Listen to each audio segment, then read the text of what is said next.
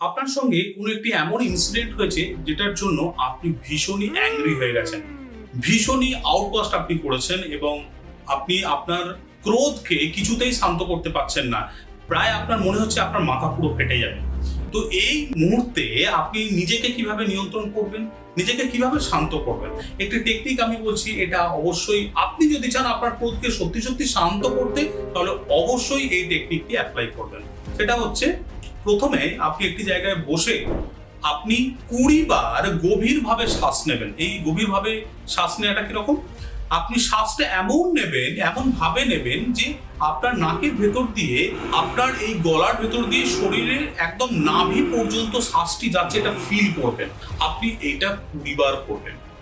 আর 20 বার আপনি ভীষণ জোরে জোরে স্পিডে শ্বাস নেবেন।